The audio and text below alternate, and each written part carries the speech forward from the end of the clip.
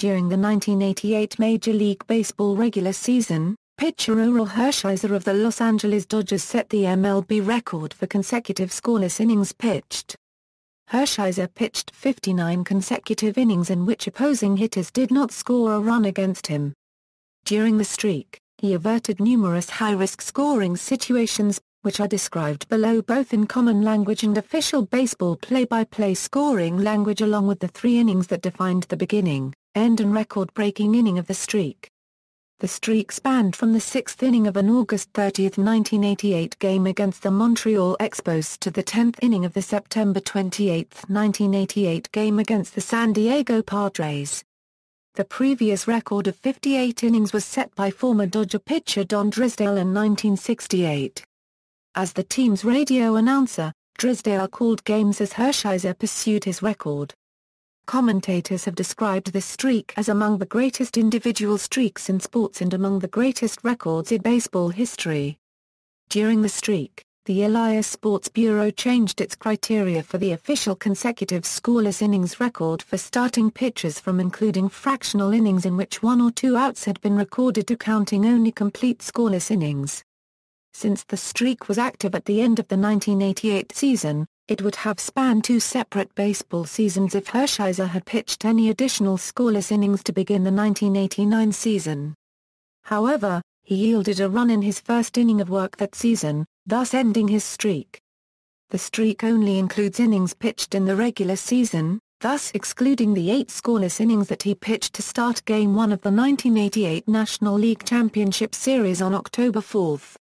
Although he completed the 9th inning in each start, the streak's final game lasted 16 innings, of which he only pitched 10. Thus, Hershiser did not match Drysdale's record of 6 consecutive complete game shutouts. Like Drysdale's streak, the penultimate game of Hershiser's streak was a Dodgers-Giants game that featured a controversial umpire's ruling that saved the streak. In the ultimate game, Hershiser opposed the San Diego Padres.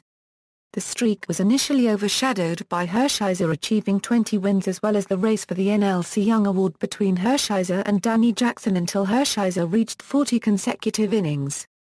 Another distraction during the streak was his wife's pregnancy and his son's childbirth complications.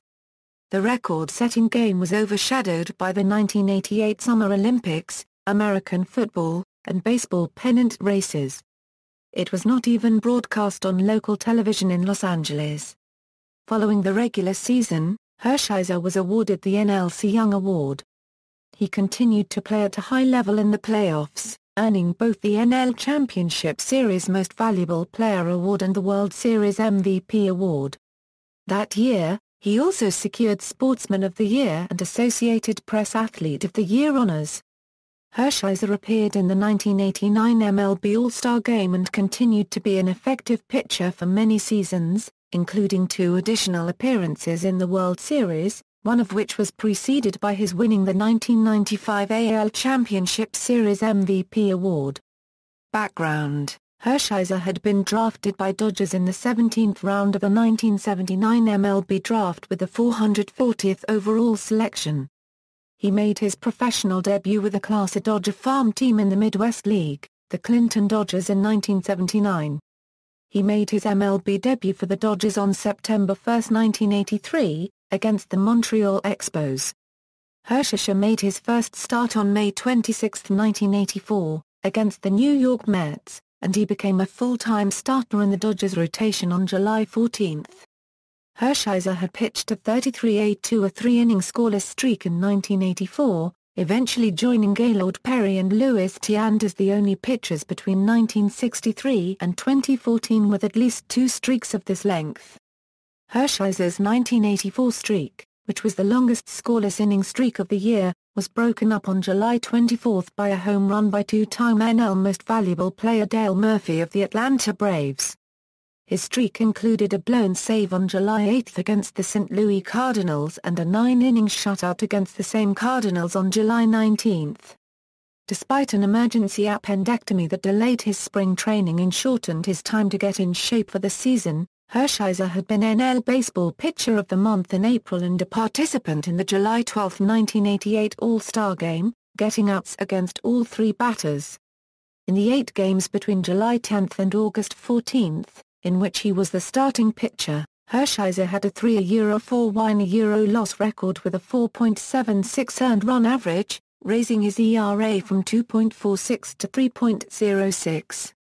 Following his August 14 appearance in which he left the game after 2 innings with the Dodgers behind the Giants 8-2, he pitched complete games on August 19 and August 24. Prior to the game, Hershiser trailed teammate Tim Leary in shutouts, 6-3, and Leary also combined with other pitchers to perform a shutout that was not counted in his individual total. Previously, Walter Johnson of the 1913 Washington Senators had held the consecutive scoreless innings record, at 55-2-3, with 2 relief appearances, which gave him a fractional total. In 1968, Drysdale, also of the Dodgers, surpassed Johnson by pitching 58 innings in 6 consecutive 9-inning shutouts between May 14 and June 4, 1968. Drysdale's streak ended with 4 scoreless innings in a 5-3 victory over Philadelphia on June 8. The streak spanned Hershiser's 29th through 35th starts of the 1988 season for the Dodgers, which were the 190th through 196th games of his career. It began on August 30 against the Expos, after 7-time All-Star Tim Raines scored with 2 outs in the 5th inning. The streak ended on April 5, 1989 against Cincinnati, when Baseball Hall of Famer Barry Larkin scored with 2 outs in the 1st inning. During the streak, although 41 of the 59 scoreless innings came on the road away from traditionally pitcher-friendly Dodger Stadium, Hershiser lowered his ERA from 2.90 to 2.26. The Dodgers only scored 13 runs in support of Hershiser's 59 innings. Overall, opposing hitters batted 0 for 9 with runners on third and 0 for 31 with runners in scoring position. During the streak, according to the Chicago Tribune, Hershiser caused opposing teams to leave 30 runners on base. Drysdale, in his streak, left 35. However, USA Today reported that Hershiser left 36 runners on base. At that point in his career, Hershiser was regarded as a right-handed sinker ball artist, although he did not throw a sinker. He relied on a fastball, slider, curveball, and a split-finger fastball, the latter of which he used as a sinker.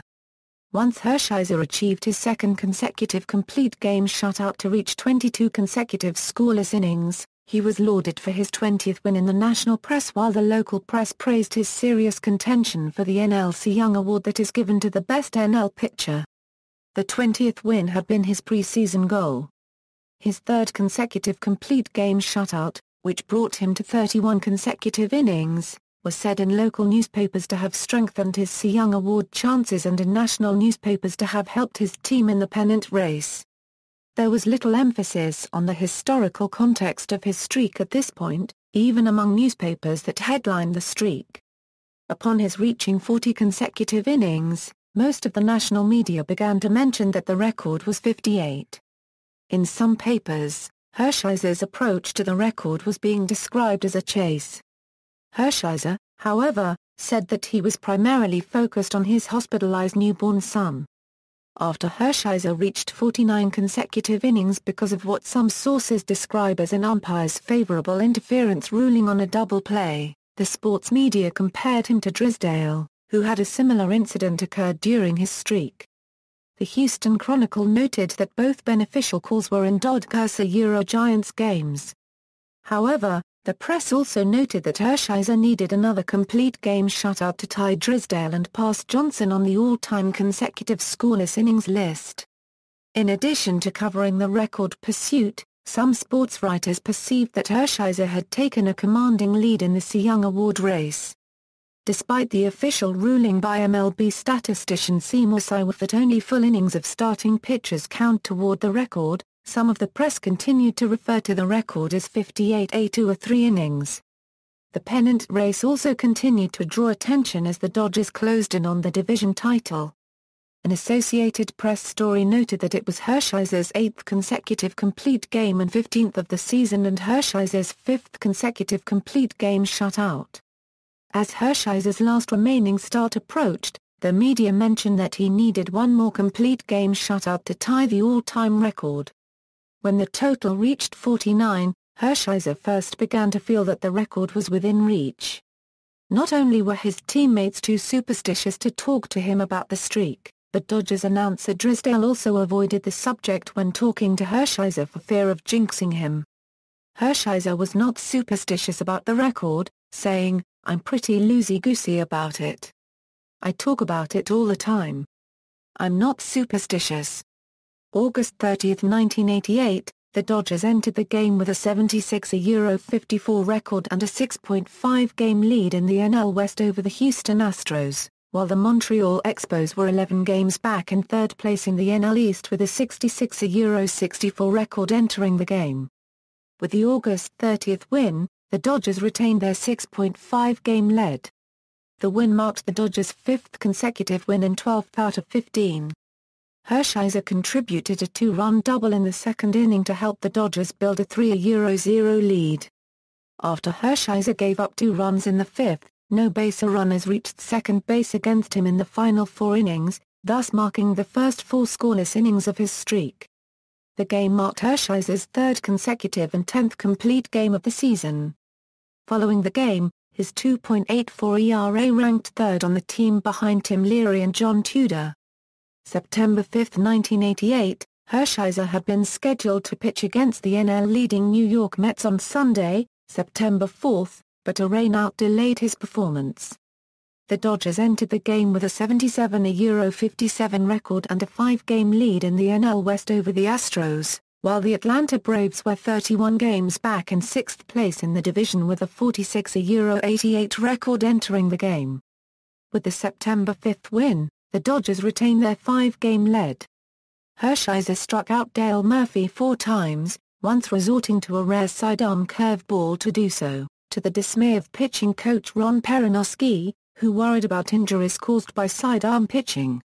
According to ESPN's Mark Simon, this was the only game of Murphy's 2,180-game career in which a single pitcher struck him out 4 times. After a 2-out walk to Dion James in the 3rd inning, Hershiser allowed no base runners until the 9th inning. With his 4th straight complete game, Hershiser raised his record to 19-8, making him 3-1 with a 1.00 ERA in those games. September 10, 1988, the Dodgers entered the game with a 79-60 record and a 4-game lead in the NL West over the Houston Astros, while the Cincinnati Reds were 5.5 games back in 3rd place in the division with a 74-66 record entering the game. With the September 10 win, the Dodgers held a 5-game lead. Although left-handed pitcher Fernando Valenzuela had won 20 games in 1986, Hershiser became the first Dodger right-hander to win 20 games since Don Sutton in 1976.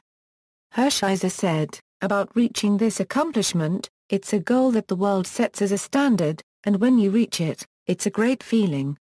In the Cy Young Award race, Danny Jackson of the Reds had beaten the Dodgers the night before to move to 21-6 with a 2.43 ERA. In the 3rd inning, Hershiser struck out Eric Davis with the bases loaded and 2 outs and later got Davis to hit into 2 double plays. In the 7th inning, Ken Griffey, Sr. and Larkin were retired after the Reds put runners on first and third base with 1 out. The game marked Hershiser's 4th consecutive complete game.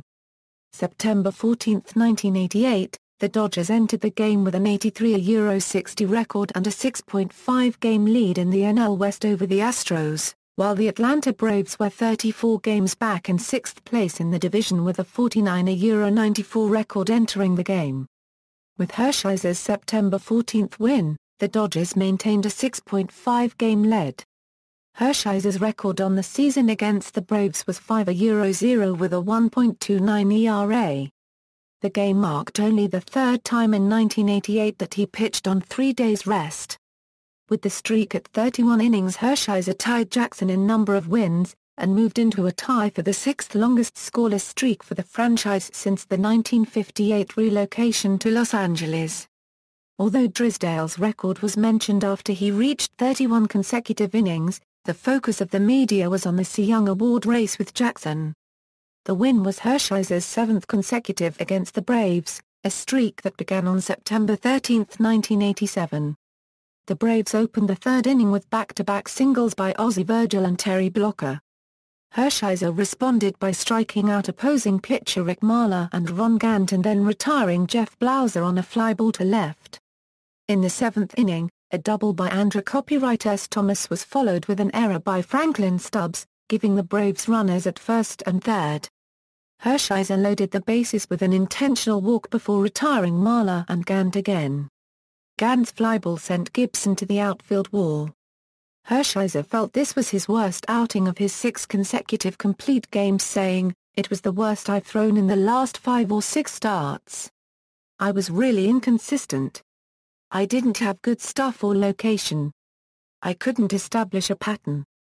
I had to work hard adjusting and got away with pitches I wouldn't have if I was going badly." The Dodgers' only run came in the ninth inning on a successful hit-and-run play in which Mike Marshall doubled Kirk Gibson in from first base. Orel and wife Jamie, scheduled induced labor for the following day, an off day for Hershiser. September 19, 1988, the Dodgers entered the game with an 86-61 record and a 9-game lead in the NL West over the Astros and Giants, who each held a 78-71 record. With the September 19 win, the Dodgers held a 9.5-game lead over the Reds.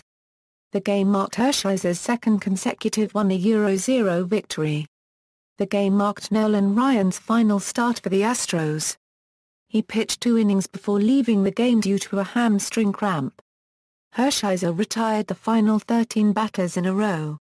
Based on the rules in place on September 20, Hershiser would have ended up 2/3 innings shy of Drysdale record even with 2 9-inning shutouts in his final 2 starts. Jackson also won his 22nd game that night. Hershiser's ERA in the 7 consecutive complete games had fallen to 0.57.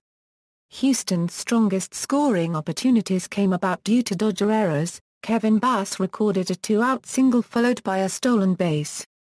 Then a Griffin error on a Glenn Davis ground ball moved the runner to third base and dangerously close to home plate. Also, in the 5th inning, Stubbs' error put runners on first and second with no outs. The game marked Hershiser's 6th shutout of the season, making him the first Dodger since Drysdale in 1968 to record 4 in a row. This September 19 performance was the middle of 3 consecutive shutouts posted by the Dodgers. Tudor posted one on September 18 with relief from Alejandro Pena. Tim Belcher pitched a shutout on September 20.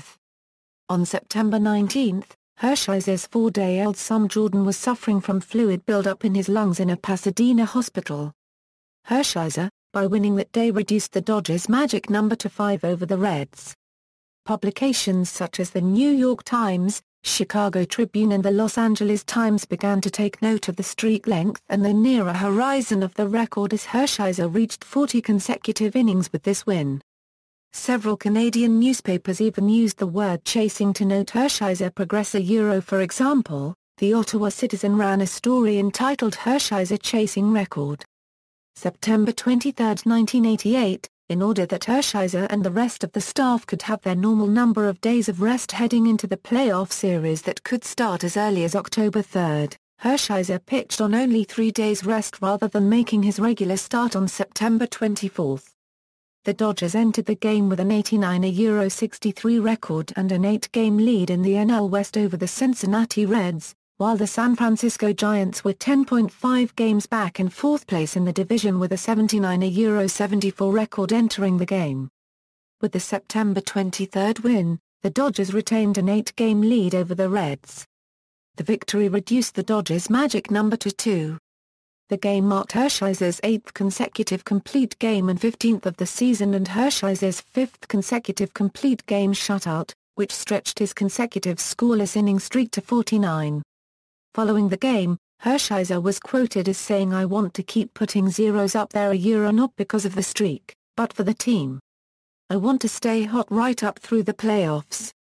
Prior to the start, Seymour Siwaf, the Elias Sports Bureau chief and official statistician for MLB, determined that the official method of accounting for consecutive scoreless innings would only count whole innings for starting pitchers and that if the streak extended into 1989 it would bear an asterisk. Previously there had been division among various sources on whether to include fractional innings. According to some sources, official statisticians such as Sywif had a long history of only counting complete scoreless innings by starting pitchers.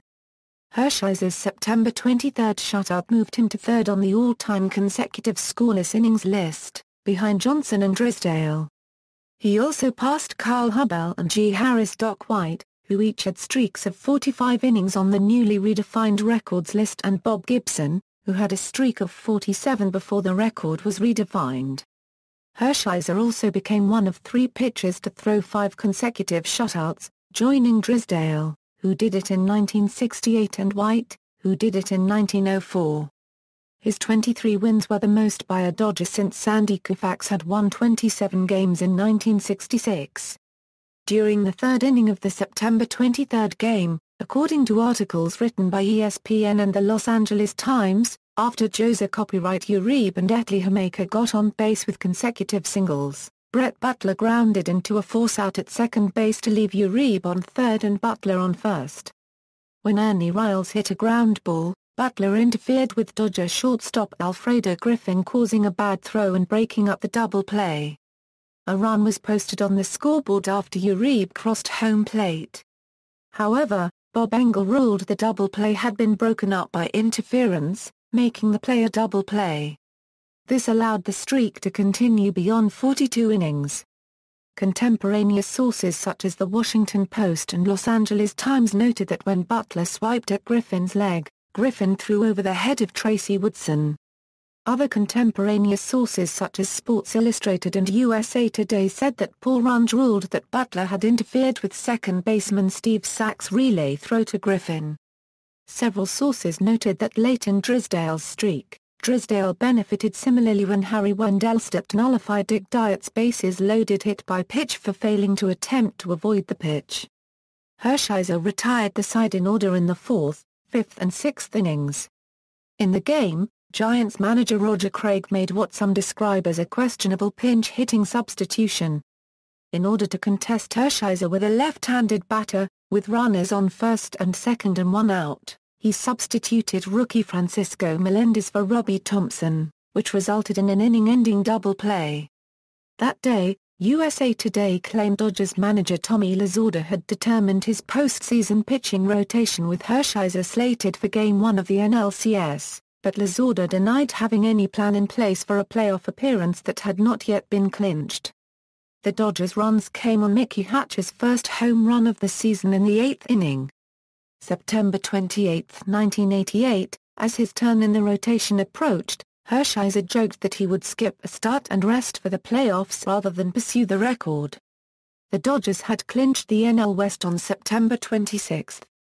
Thus, the focus of the game on the 28th was on Hershiser's need to get 9 scoreless innings to tie Drysdale, which was Hershiser's hope. On September 27, Lasorda announced the Dodgers starting pitchers for Games 1 and Game 2 of the NL Championship Series, which would begin the following Tuesday, October 4. The Dodgers entered the game with a 92-65 record and a 7-game lead in the NL West over the Cincinnati Reds, while the San Diego Padres were 13 games back in 5th place in the division with a 79-78 record entering the game. With the September 28 loss, the Dodgers retained a 7-game lead over the Reds. In the off days leading up to Hershiser's last start, Frank Varner had tied Jackson and Hershiser at 23 wins for the MLB lead. Hershiser had ended Padres catcher Benito Santiago's 34-game hitting streak the year before, and the Padres were eager to snap Hershiser's streak. Santiago's streak was an MLB record for a catcher, an MLB record for a rookie, and a team record for the Padres. No one who has started a hitting streak at age 22 or younger has matched the streak since. According to Tony Gwynn, "We wanted so badly to put a run on the board. Maybe, we tried a little too hard. You have to give the man credit. He didn't give me one decent pitch to hit all night. He put everything right where he wanted it to go. Prior to the game, Hershiser explained why he wanted to win a World Series more than break the scoreless inning streak. "You can break a record or win a Cy Young and go home and celebrate with your wife and friends, but after it's over there's only a few people that really care about it. But if you win a team thing, you've got 24 guys and all their families, all their friends, a whole city celebrating." Hershiser picked Roberto Alomar off at first base to end the 8th inning. When the game went into extra innings, Hershiser did not want to continue. "I really didn't want to break it," Hershiser said. "I wanted to stop at 58. I wanted me and Don to be together at the top. But the higher sources told me they weren't taking me out of the game, so I figured, what the heck, I might as well get the guy out." Through the first 9 innings, no Padre had reached second base. Lazardo, Perinoski and Ben Hines all felt he owed it to the game and to himself to continue. Hershiser made it through the 10th inning, with the record setting out being a Keith Moreland fly ball caught by right fielder Jose "Copyright" Gonzalez. However, he had some close calls in a couple of innings. Marvel Wins struck out swinging to open the inning, but reached first base after a wild pitch evaded catcher Mike Ciosier. The following 2 hitters, Santiago and Randy Reddy, moved Win over to third with 2 outs. Then, Gary Templeton was given an intentional base on balls. Templeton advanced to second base before the final out was recorded.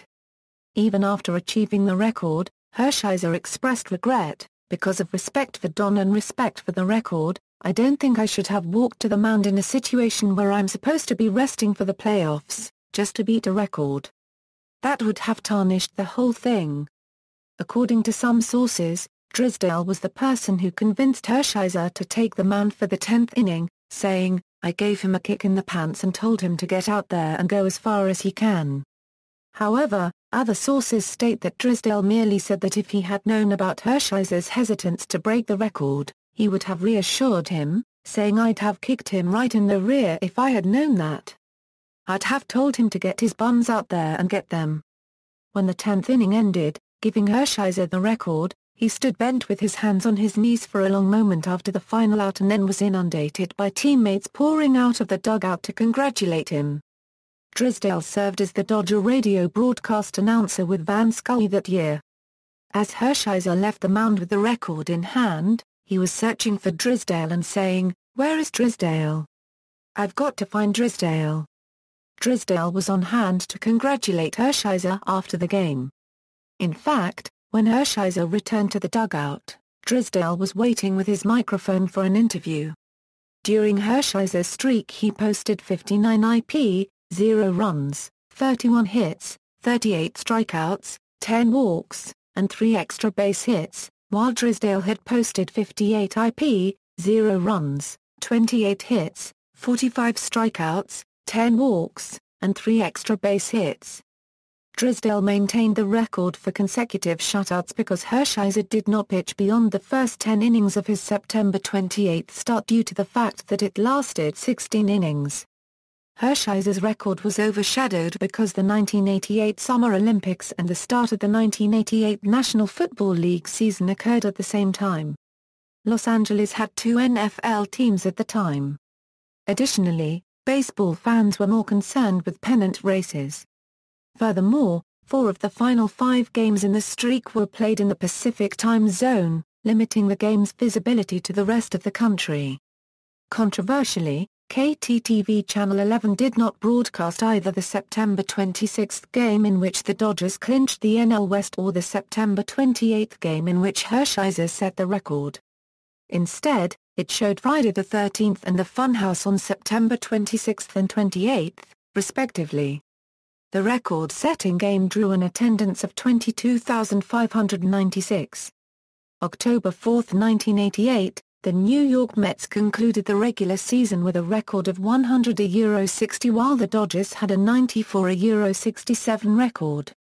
The Mets had won 10 of the 11 head-to-head regular season contests and were the favorite in the series. On October 4, 1988, Hershiser posted 8 scoreless innings in Game 1 of the 1988 NL Championship Series before surrendering runs in the 9th inning.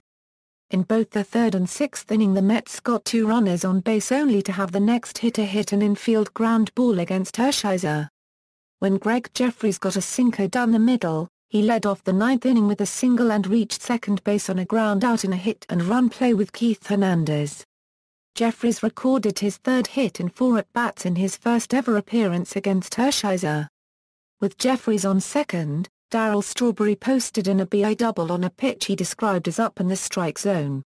Strawberry had fouled off 4 fastballs before getting what Lazardo called a hanging curveball. After Hershiser gave up a run in the ninth inning 100 pitches into his performance, pitching coach Peronoski removed him from the game by signaling for a double switch before getting to the mound to talk to Hershiser.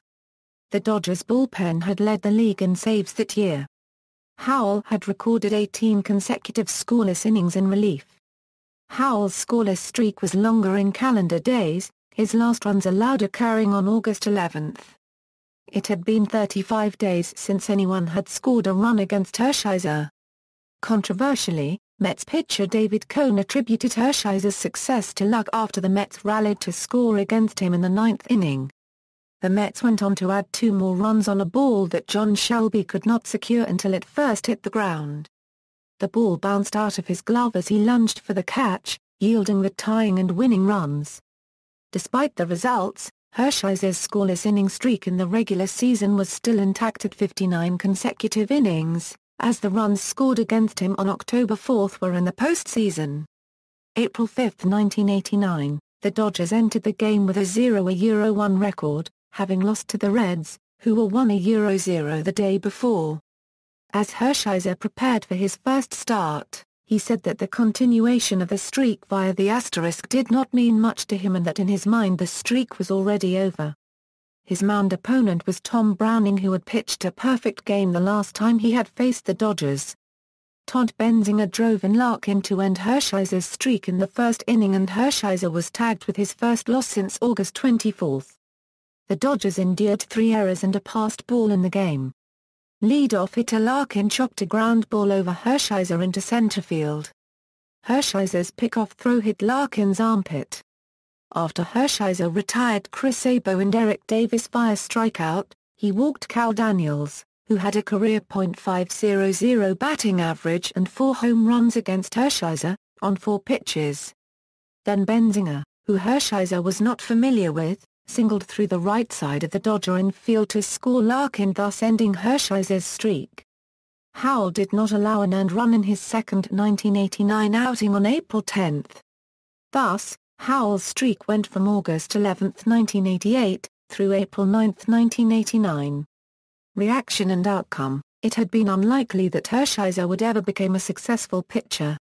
He was unable to make his high school varsity team until he was a junior, and he went undrafted as a high schooler. He failed to make the Bowling Green State University team as a freshman, and after graduating, he struggled through 2 years in both AA and AAA baseball. Drysdale said that he enjoyed rooting for Hershiser because his jersey number, 55, like Drysdale's own number, 53, indicated that Hershiser had been a long shot to make the majors. After the record was broken, Drysdale said he was not surprised that his record was broken.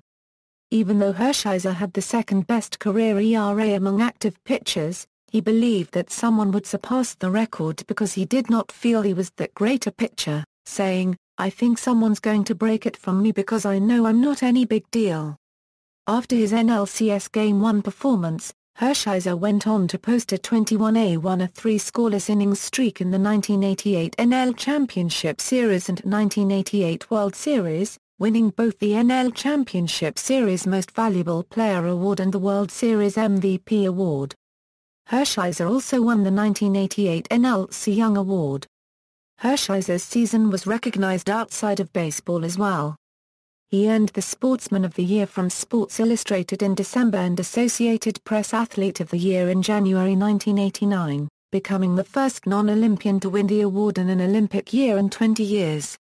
After seeking arbitration in January, Hershiser signed a new 3-year, $7.9 million contract on February 16.